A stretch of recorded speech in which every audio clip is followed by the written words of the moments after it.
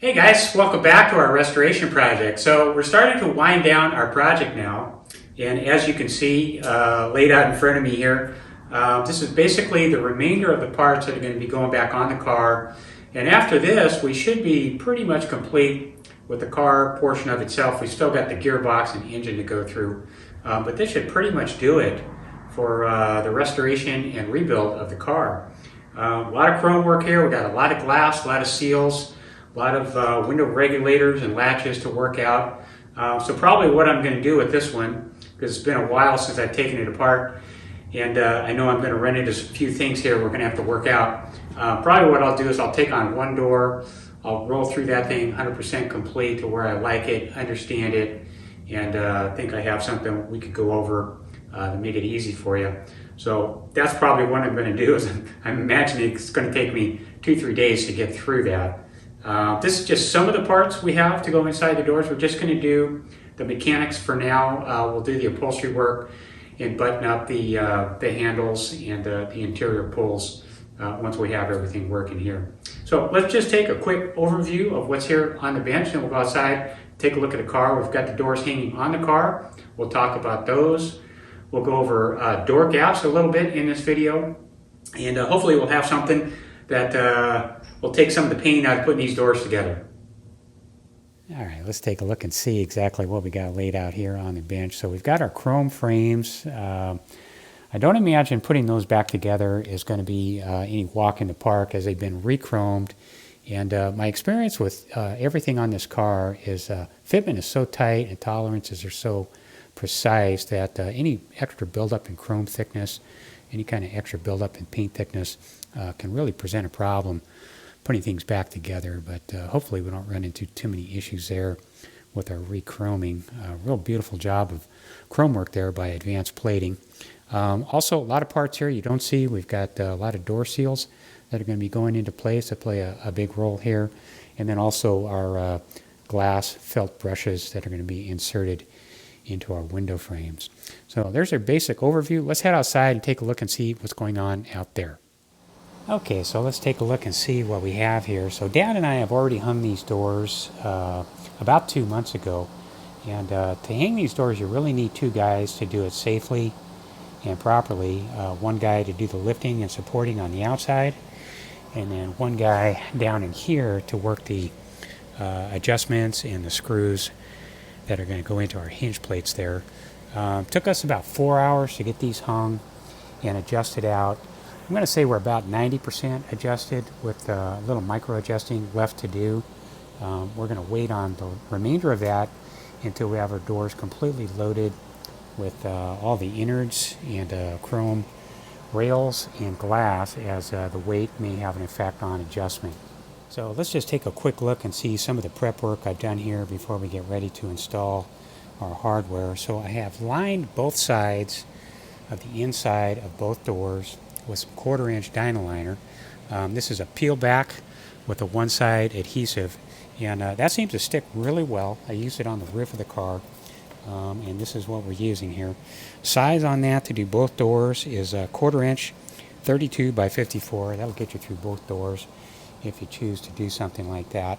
And the reason I'm using this is because I've had good luck.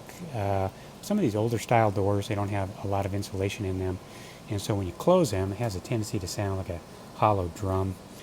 So a little insulation in there helps absorb and give us some sound deadening in there. Also, I put some felt pads, just using a little bit of our leftover jute padding. This is going to be for our door latch, and then also the inside of this back edge here for our door latch. You might have a little rubbing going there, and that's going to prevent any kind of rattling. Also give us a smooth tension on our door latch. All right, and then let's take a look at our screws here on our hinges and see exactly what I'm doing here and why I'm doing it. So I've got some temporary screws in place. This is just to hold the door and get it into adjustment ballpark range. I have not put in our painted original screws, and I'm not going to do so until the door is completely assembled, 100%. I'm satisfied with everything.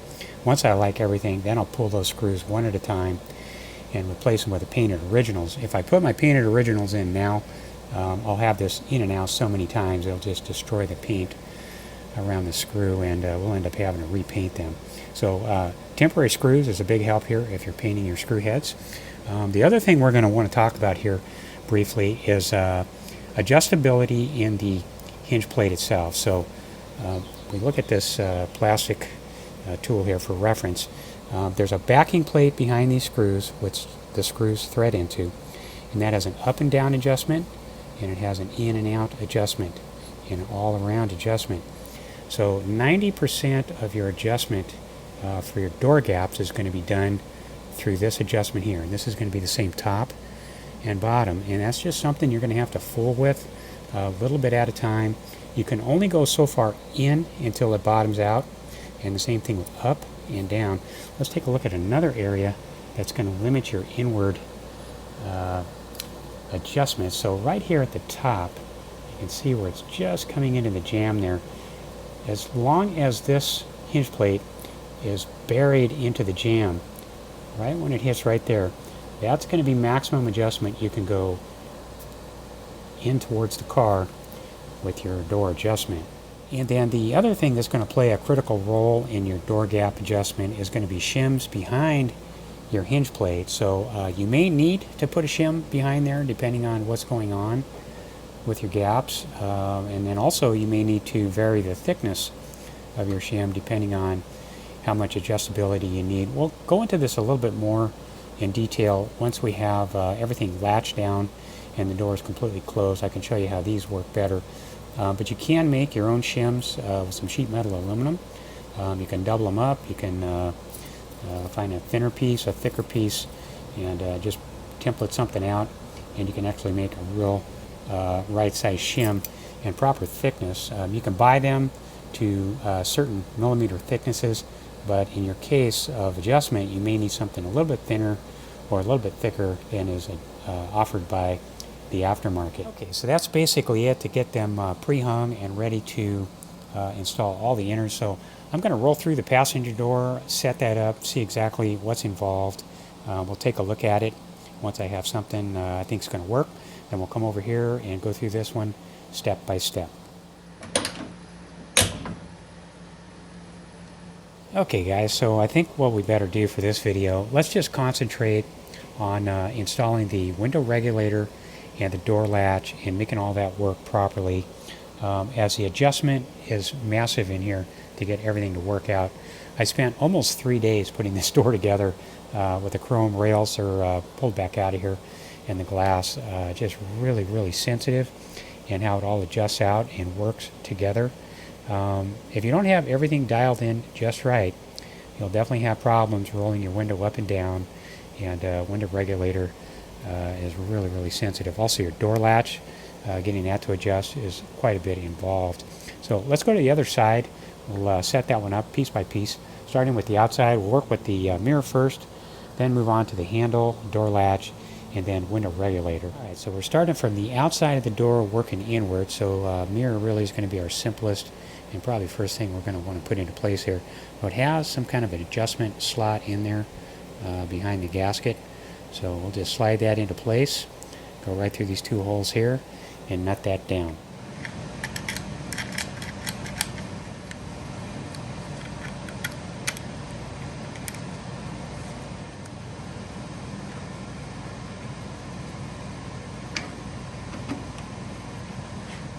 Alright, let's take a look and see exactly why this is so difficult. So from this side you can actually see the nuts, but unfortunately you're not able to get a tool in here because of the angle and misalignment of the screw hole to the access hole. So what we got to do is we got to come in from underneath through the round hole here, stick our arm up in there, travel up through here, and then put the washer on from the inside of the door. And these access holes, really all they're good for is to stick your finger on the washer to stop it falling off while you're placing the other washer on and then the nut on. You can hold that in place with one arm, one finger, while you're tightening down with the other from underneath. You won't be able to tighten it down from the outside. You'll have to use a 10 millimeter and have to come in through the underside here and tighten them down that way.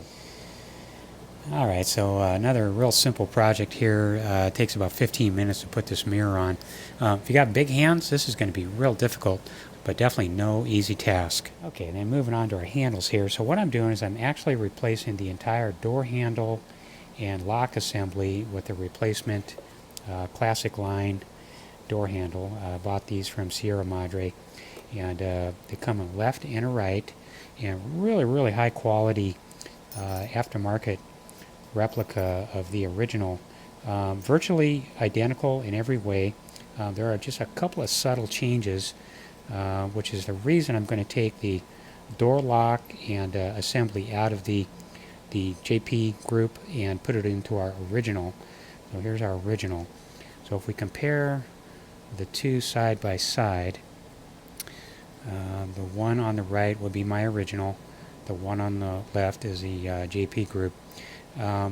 Chrome color on the JP is just a little bit more yellow than the chrome setup on the rest of our car. So the one on the right I had done by advanced plating, so the chrome more matches what we're doing. Although the chrome is very beautiful on the JP. Also the width of the handle, you can see the back end here, we're just a little bit wider on our original than the JP, but so close you'd never be able to tell by looking at it. You'd have to put them side by side to see any difference there. But we're going to go back to our original. Everything that comes out of the JP will move right into your original handle if you're replacing your original handles there. So let's go ahead and pull that apart, throw that in there, and see what that looks like.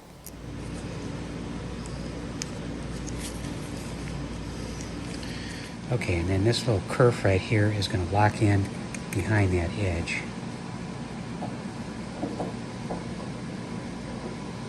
Like so. And that's how that one nuts down. Alright, moving on to our latch then. So I printed out a couple pages from the manual. I thought it'd be really important to take a look at this. The very first latches had a problem with the push button and locking mechanism. So I printed these pages out. You can pause and read and see exactly what they're talking about here and what's different about them. The one I'm using here, this is the one off my car, and this is the improved pin design. So what's different about it is it has a continuous spindle here, and you can see as a reference to picture, this is the one you want to be using. This is the design that they had some problems with, some kind of geometry problem there, and also the spindle helped to ensure trouble-free use there. And here's some other printout material you can look at just to see how everything works. And then our door latch, you can see the pin here that's going to sit between the two levers. This is where it's going to land, right between here. So this is the original latch off the car, and I've just polished it up, cleaned it in a de-rusting agent first, which does a real good job to clean it, but it takes all the lubrication out of it, so it's really dry. Then I polished up the door latch itself, and so what we're going to do now is we're just going to re-lubricate everything, and we're not going to skimp on anything. So everything that has a pivoting or moving or friction type setup, we're going to lubricate and put plenty of grease in there, and that's going to be all the way up to the front here. Anything that moves is going to get grease. And we're just using a multi-purpose petroleum grease for everything. Just cram it down in there.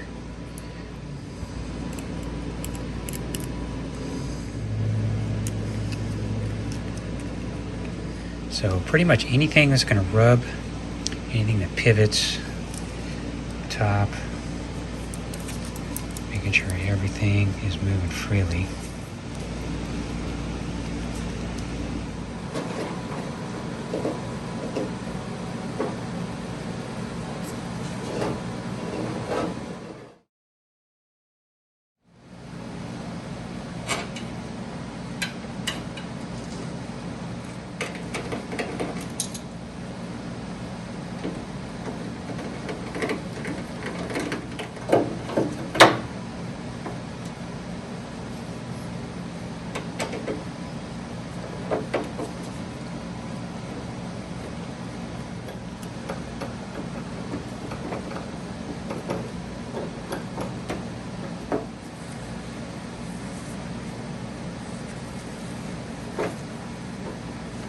Being careful how tight we tighten down these screws. The original screws had a wave washer behind, but if we use that now, what we're going to do is we're going to end up cutting our paint and chipping it, and it'll pop out of there. So one trick you can do is put a little grease behind the head of the screw, and that'll help it slide into place without damaging your fresh paint. Alright, moving on to our window regulator. So this one's real simple to install. Same thing here, we cleaned it up with a de-rusting agent, so it's really dry. So we're going to lubricate the heck out of everything. These plastic slides here, these can be replaced if they're broken or damaged, but mine are in pretty good shape, real clean and nice and solid. So we're just going to lubricate those up really good, and also lubricate this side. One of the things that can go wrong with your window regulator, let's just say it's not working very well, typically that's going to be right here. So this area right here can wobble out from your window crank going up and down all the time. There's a lot of leverage on there.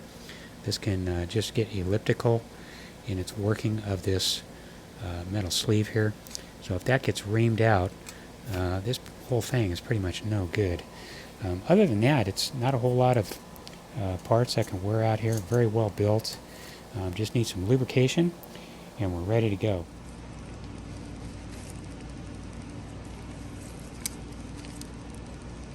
Okay, I think we got plenty of grease on there, and then putting the window crank on there and back and forth helps kind of just wiggle it into the areas it needs to get before we install it. And then new sealing ring presses right in place there.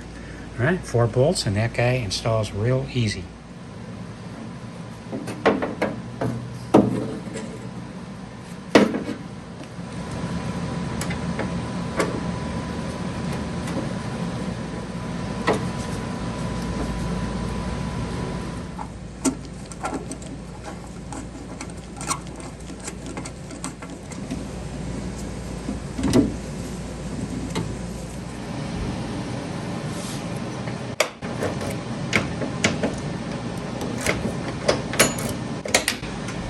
Okay, so we got everything cleaned up and adjusted out about 90% where we want it. So it looks like everything's going to work out okay. Let's just go in closer here and see what kind of details we're looking at here to make this all work. So our window crank here, temporarily this is nice to have to install our glass. Just put that in there, just one screw. We'll hold that in place. And these are the screw and lock washer and washer sets. The way it sets up from the factory. And as we come over here to our door latch, see that goes up and down nicely. We have a nice guide along there to take any vibration out. Also, this little guy right here, this is just a standard door plug that they had used in fixing the interior panels there. And it looks like they just chopped off one end on that. It just slides down in there. And that's going to be the inner guide for behind the door panel. And then let's just see if we can get a camera down in there to show you how that lock works. So right now we're unlocked. I'm going to lock it and I'm going to unlock it. So locked, unlocked, locked, unlocked, and then I'm going to press the button to open the door.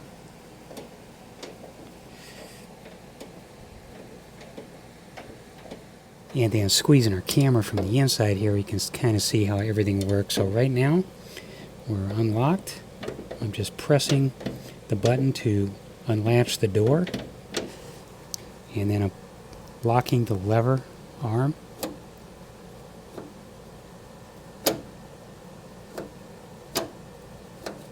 And then the other point in which it will actuate the door lock is right here. So this is going to unlatch from the driver's thumb button. Let's see how that works in there.